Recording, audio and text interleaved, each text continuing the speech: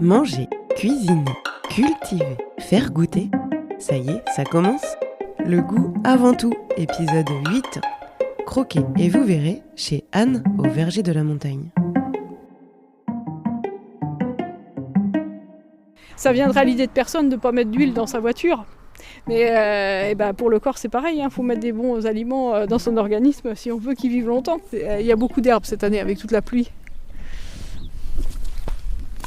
Il y a beaucoup d'oiseaux aussi. On fait beaucoup de choses pour que la pomme soit belle. Mais des fois, on pourrait faire moins et elle serait peut-être moins belle, mais elle serait tout aussi bonne. Mais je pense que c'est une question de mode aussi.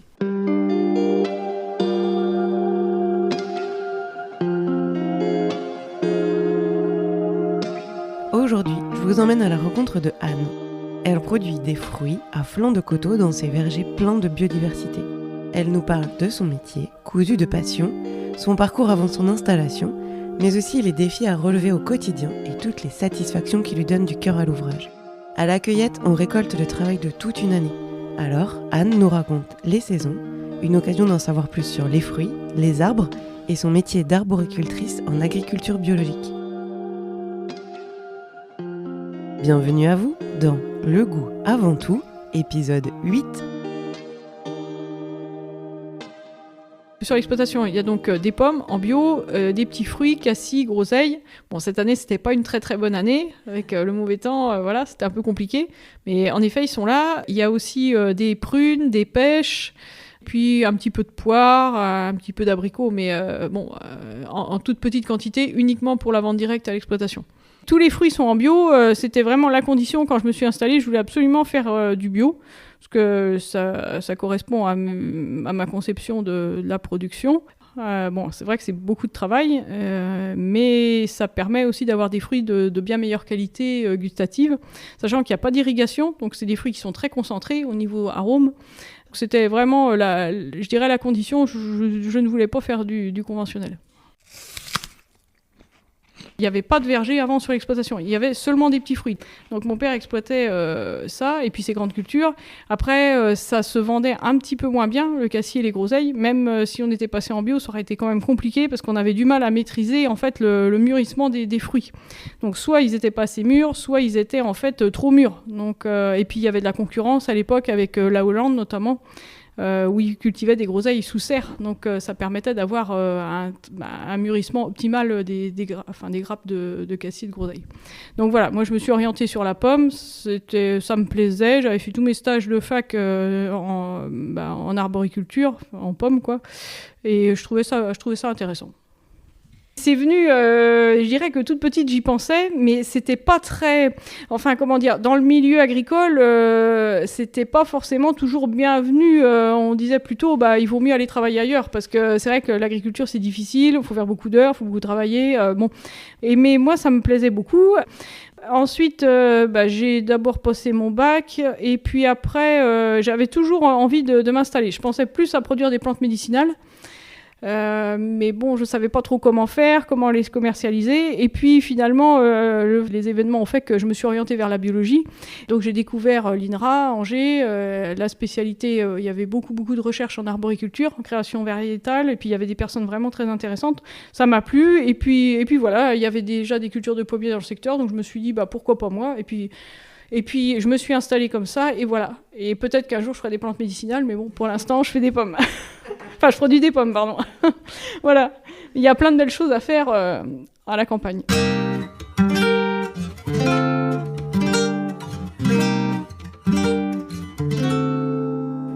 Alors, qu'est-ce que j'ai fait avant ? C'est une bonne question, j'ai fait un peu de tout. J'ai fait un master de biologie végétale, donc à Angers, et c'est là que j'ai fait tous mes stages à l'INRA et puis au CTIFL. Donc le dernier, c'était à la Morinière, là, à Sainte-Maure de Touraine, enfin Saint-Épin exactement. Donc ça m'a permis aussi de bien voir en fait tous les stades de production de la pomme, quoi. Et ça, c'était vraiment intéressant. Et après, j'ai été pendant 6 ans formatrice avec des adultes en reconversion. Donc d'abord en maison familiale et puis après au CNPH à la Ménitrée. Donc ça m'a fait une bonne expérience. Ça m'a permis aussi de voir d'autres spécialités agricoles. Donc l'horticulture, le maraîchage, la pépinière. Moi, l'horticulture, la pépinière, je connaissais pas du tout. Donc ça a été aussi un bon apprentissage pour moi. Alors les vergers de la montagne, parce qu'en fait, Montigné, ça veut dire, je crois qu'étymologiquement, ça veut dire mont brûlé. C'est-à-dire qu'en fait, tout simplement, il y a un petit coteau et donc nous, on est sur le coteau. Et ce coteau, donc c'est ce qu'on appelle des marnes à huîtres là, au niveau géologique. Donc c'est très très très bon pour produire des fruits qui sont en fait très sucrés et très goûteux. Voilà, et on raconte même qu'avant le phylloxéra, il y avait donc plein de vignes en fait sur le coteau, donc de Montigné jusqu'à Fougeray, c'était couvert de vignes. Bon, après il y a eu le phylloxéra, donc beaucoup de vignes ont été arrachées, mais aujourd'hui on retrouve encore donc sur le coteau un tout petit peu de vignes. Bon, c'est pour un usage uniquement pour des particuliers, mais on retrouve encore donc chez moi les vergers de pommes bio, et puis sur Fougeray aussi des vergers de pommes, prunes, etc. Donc voilà, ça a continué quand même un petit peu. Alors tout est vendu donc en circuit court pour une partie à l'exploitation, donc le vendredi soir et le samedi après-midi. Et puis autrement, c'est vendu en AMAP et puis directement en magasin. En vente directe, l'intérêt c'est d'avoir des variétés précoces pour pouvoir satisfaire les premières demandes et puis des variétés tardives pour pouvoir aller le plus loin possible dans la saison. Donc ça peut être des variétés en précoce, donc il va y avoir des variétés comme Reine des Rainettes, Gala, Elstar. Quoique Gala, bon ça dure un petit peu plus longtemps. Et puis après il y a des variétés plus tardives comme la Gold Rush, puis j'ai des variétés anciennes, la Ida Red, la Melrose, qui durent beaucoup plus longtemps en saison. Bon, j'en garde en général jusqu'au mois de mai. Ici, on a la chambre froide. Alors, la conservation, comment ça se passe ? Donc, ça se passe tout simplement comme un grand frigo, en fait. C'est une grande chambre froide et je rentre les palox dans cette grande boîte. Et c'est ce qui fait que les pommes se conservent. Donc là, ce qu'on voit au plafond, là, il y a trois ventilateurs donc, qui propulsent en fait du froid. Et donc, ça crée une ambiance fraîche, donc 1,5 à 3 degrés à peu près partout. Oui, c'est vide, donc ça résonne, voilà, et c'est assez marrant. Ça y est, la nuit est passée.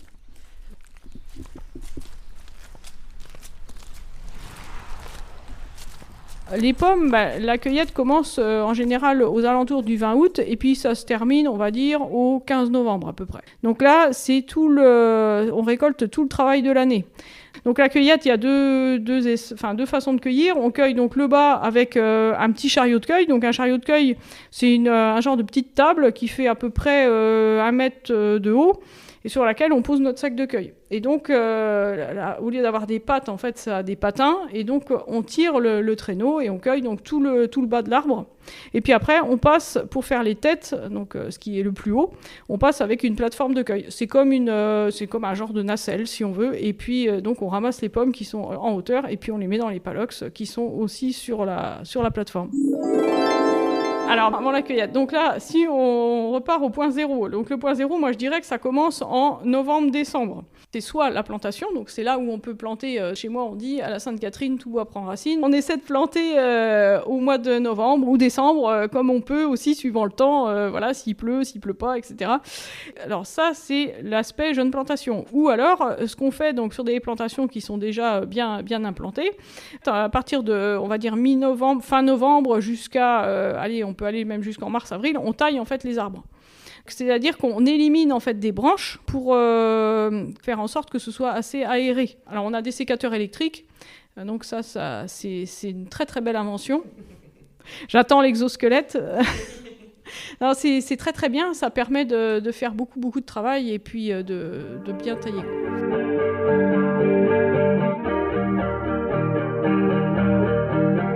Ensuite, au printemps, il va y avoir donc la floraison. Avant ça, il faut aussi appliquer des produits phytosanitaires. Même si je suis en bio, on peut utiliser, donc c'est même recommandé parce que sinon ce serait plus compliqué après pour avoir des fruits. Mais par exemple, je vais utiliser des huiles blanches qui sont en fait des huiles qui viennent se coller sur les œufs de pucerons. Alors c'est une huile blanche, c'est une huile de paraffine. Donc ça se fait en fin d'hiver, début de printemps.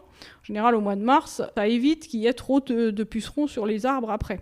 Sachant que le puceron, donc, c'est un insecte qui est piqueur-suceur, donc ça se nourrit de la sève de l'arbre, ça l'affaiblit, et donc si ça l'affaiblit, les pommes sont moins grosses et sont moins belles.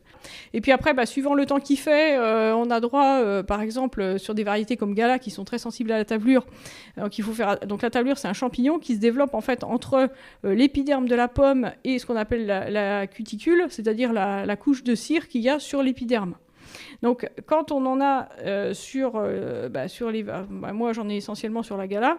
Là, ça veut dire que ça va faire un fruit qui va ressembler à un fruit moisi. Il va y avoir des petites taches de moisi par-ci, par-là. Et donc, c'est pas commercialisable. Après, ça n'enlève rien à la qualité de la pomme. Mais là, c'est encore une fois un problème de consommateur qui ne veut pas acheter ce type de pomme ou qui n'a peut-être pas la possibilité de le faire. Je ne sais pas. Après, tout dépend Je ne sais pas exactement qui met les normes en matière de commercialisation, mais aujourd'hui, la norme, c'est quand même d'avoir un fruit en bio quand même assez propre. S'il y a quelques petites taches, ça peut passer, mais s'il y en a trop, ça ne marche pas. Donc là, on peut utiliser des produits tels que du cuivre, alors en petite quantité, du soufre, ça c'est ce qui s'est toujours fait. Et puis maintenant, il y a d'autres produits qui sont à base de bactéries désactivées et donc qui ont un potentiel, j'allais dire, curatif ou plutôt préventif pour la tavelure, assez intéressant en tout cas. On peut utiliser du talc aussi. Donc le talc, c'est hydrophobe. Donc quand on le met sur le pommier de Gala, en fait, quand il pleut, ça permet que l'eau s'écoule bien. Et donc ça évite qu'il y ait un feuillage trop humide longtemps. Et donc ça évite la propagation de la tavelure. Enfin, ça limite en tout cas. Voilà. Donc c'est intéressant et en plus c'est très doux à utiliser. Après, une fois que les fruits sont formés, s'il y en a trop par bouquet, alors qu'est-ce que c'est qu'un bouquet ? Alors un bouquet, ça s'appelle en biologie, normalement c'est un corymbe. Donc normalement, un corymbe, il y a 5 fleurs par bouquet. Alors il faut essayer qu'il y en ait en général 2, c'est bien. Il ne faut pas qu'il y en ait trop, parce qu'en fait ça fera des trop petites pommes.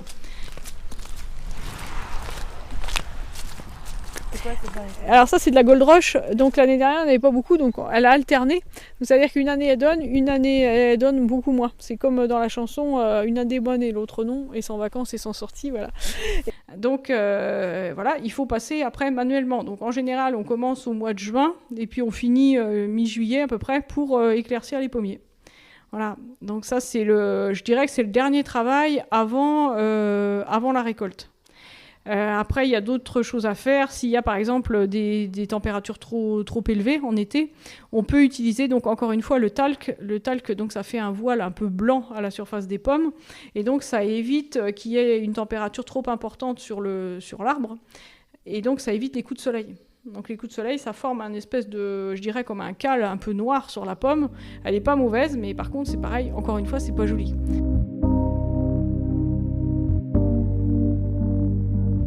Toutes les années sont différentes. Et puis là, je pense que quand même, plus ça va, plus on a quand même des accidents climatiques.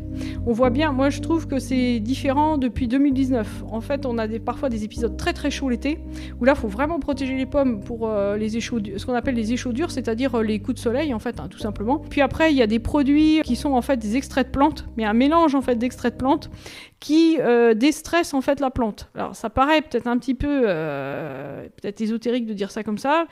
Bon, moi j'y croyais pas trop, mais ça a un bon effet quand même. Voilà, là on le met en route, là ça retourne en fait, ça va retourner le palox. Et puis petit à petit le palox va monter et va vider les pommes. Donc là on va mettre le tapis en route pour faire arriver les pommes sur le tapis.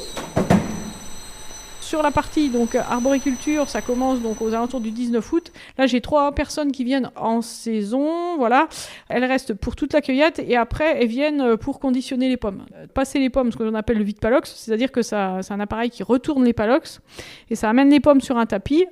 Et donc, ça permet de les trier, de les mettre dans les caisses. On peut trier donc les petites, les grosses, les pourries, les tordues, voilà, ça fait le tri. Ensuite, on les conditionne soit en caisse de 14 kg, soit en sachet de 2 kg. Approximativement, j'ai des personnes, on va dire, du 19 août jusqu'à début mai. Et après, ponctuellement, un peu pour l'éclaircissage. Ça doit faire 1,5 équivalent temps plein sur l'année. C'est pas si simple que ça, parce qu'on croit comme ça, on se dit ouais, cueillir des pommes c'est facile. En fait, c'est pas si simple que ça, dans le sens où il faut quand même faire attention aux fruits, mais ça va, hein, tout le monde peut y arriver. Mais le plus difficile, je pense, c'est de rester dehors toute une journée. Il peut quand même faire assez chaud. Oui, parce qu'après, c'est quand même valorisant d'avoir plein de clients qui viennent acheter des pommes, d'aller livrer dans des endroits où on est quand même content de me recevoir. Donc je me dis, il y a plein de personnes quand même localement qui font l'effort de travailler avec des producteurs locaux, et ça, c'est vraiment très très bien.